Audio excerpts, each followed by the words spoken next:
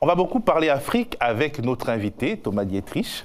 Bonsoir. Un drôle de zèbre, ce Thomas. Il n'a pas encore 28 ans, oui, c'est ça. Mais il a déjà eu le temps d'être, alors prenez votre souffle, diplômé de Sciences Po, cadre au ministère de la Santé, démissionnaire de ce ministère, auteur de 2 romans, activiste politique dans le Sahel où il s'est fait expulser du Tchad et du Niger, procureur de la France-Afrique et fichier S.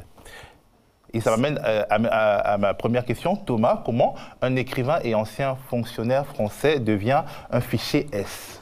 Alors, je ne sais pas trop, puisque normalement, on n'est pas censé savoir quand on est fichier S. Et comment tu l'as su? Alors, mon passeport était plein, donc je suis allé le renouveler dans une mairie, et puis normalement, on le reçoit au bout de 3-4 semaines, des fois un peu plus quand on est en vacances. Et mon passeport n'arrive pas. Et je passe par un ami qui appelle la préfecture et on me dit je suis inscrit au fichier des personnes recherchées. Pourtant, j'ai un casier judiciaire... Recherché ? Fichier des personnes recherchées. J'ai un casier judiciaire complètement vierge. Donc, je sollicite une amie journaliste qui appelle le cabinet du ministre de l'Intérieur. Et là, on lui dit que je suis fichier S, ce qui justifie mon inscription au fichier des personnes recherchées. Sauf que depuis lors, j'ai demandé communication de ma fiche S à la Commission nationale informatique et liberté, mais l'administration s'y est opposée. Alors je ne sais pas officiellement pourquoi je suis fichier S. Je subodore que c'est en raison de mes engagements en Afrique et peut-être de mes prises de position en France-Afrique. Alors je vais faire un peu l'avocat du diable, fichier S. Alors est-ce que, d'une certaine manière, étant donné que l'Afrique est un territoire où il y a des opposants civils et armés, où il y a des rébellions, où il y a aussi des djihadistes, est-ce que, d'une manière ou d'une autre, tu n'es pas entré en relation avec des gens qui sentaient le soufre au point où on te considère comme un de leurs agents? Absolument pas. Moi, je n'ai jamais porté mes convictions autrement que par ma plume. J'ai peut-être des relations avec certains opposants, notamment au Tchad, qui est un pays que j'affectionne tout particulièrement, qui est un peu mon second pays, mais j'ai toujours porté des convictions pacifiques. Je pense que ça doit être très clair. Moi, je suis fier d'être français. Profondément.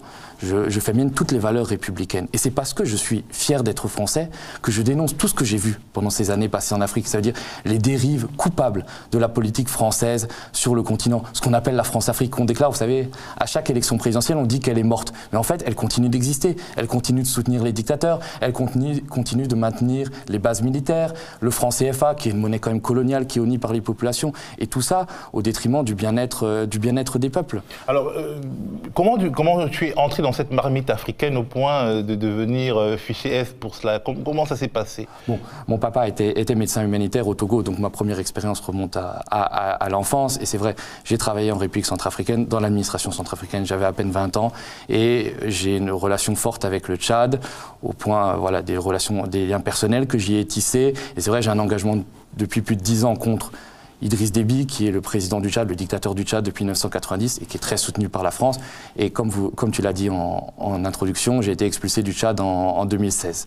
Donc moi j'ai vu des choses inacceptables, j'ai vu le déni de souveraineté qu'il y avait, les dictateurs qui opprimaient, qui étouffaient, qui affamaient leur population, et surtout cette France-là qui ne faisait rien pour que ça s'améliore, qui continuait à recevoir les dictateurs sur le perron de l'Élysée, à leur donner l'accolade. Ça a été vrai avec Nicolas Sarkozy, c'est vrai avec François Hollande et c'est encore vrai avec Emmanuel Macron. Et ce discours, comme Emmanuel Macron l'a fait à Ouagadougou, ce discours empreint de paternalisme qui est héritier du discours, vous savez, de Jules Ferry qui disait on doit apporter les lumières civilisatrices à l'Afrique. Alors que non, l'Afrique n'a pas besoin, l'Afrique est forte, l'Afrique se développe, elle n'a pas besoin de l'Occident pour atteindre une certaine forme de développement. Alors, dans ton parcours, il y a quelque chose, un point particulier, c'est l'affaire de l'opposant Ibni Omar Mahamat Saleh. Ibni Omar Mahamat Saleh, un opposant tchadien qui a été tué à l'occasion d'un coup d'État raté.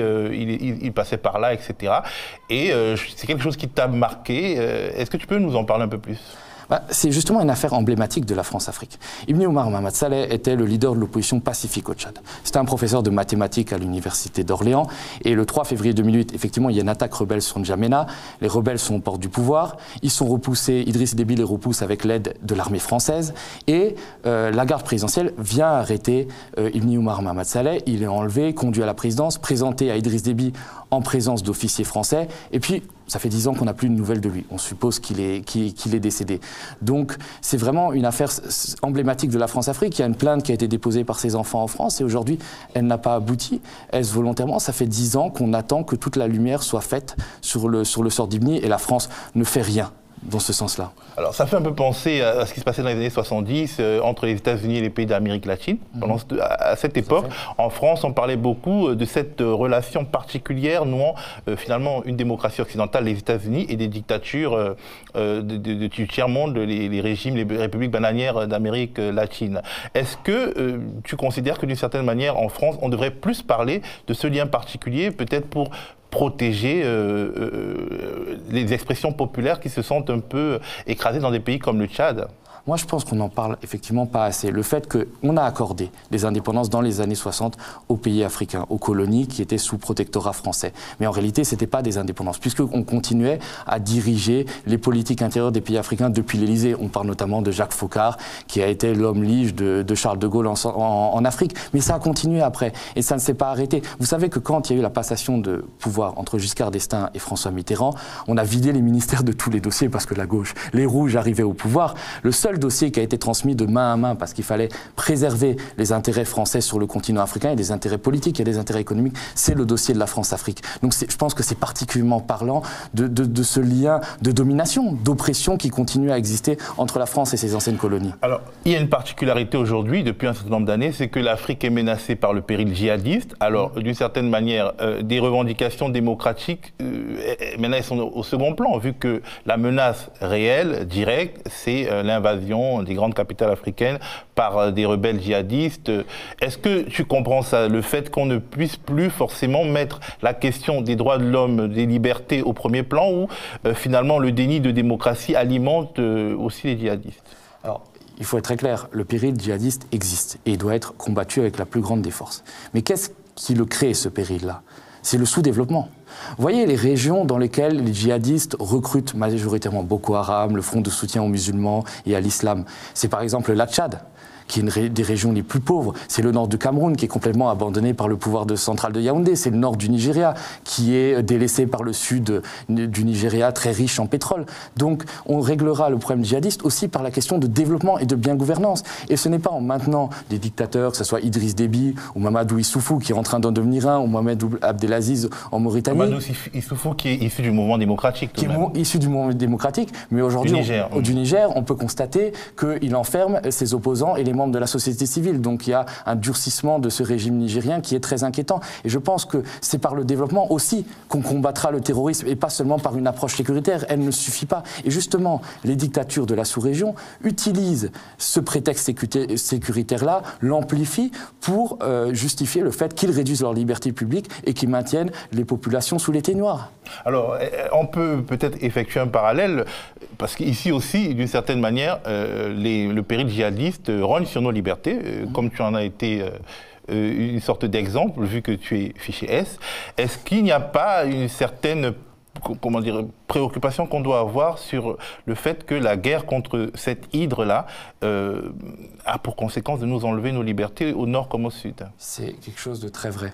Et je pense que la France est le pays des droits de l'homme. La France est la patrie où un jour, il y a un monsieur qui s'appelait Voltaire qui s'est levé dans l'affaire Calas et qui a dit « Je ne suis pas d'accord avec ce que vous dites, mais je me battrai jusqu'à la mort pour défendre votre droit à le dire. » Et effectivement, heureusement qu'il y a des fichiers S, heureusement que les services de renseignement font leur travail, préviennent des attentats, surveillent les gens qui sont des menaces pour nos concitoyens. Mais la fiche S, ou toute mesure de répression, ne doit pas être un instrument de répression politique à l'encontre de ceux qui ne font que penser différemment, que ceux qui poursuivent un idéal ou un rêve. Il n'y a pas que moi, il y a par exemple les gens qui viennent en aide aux migrants et qui parfois sont fichés S. C'est quelque chose de très grave. Donc je pense qu'il y a un travail qui doit être fait.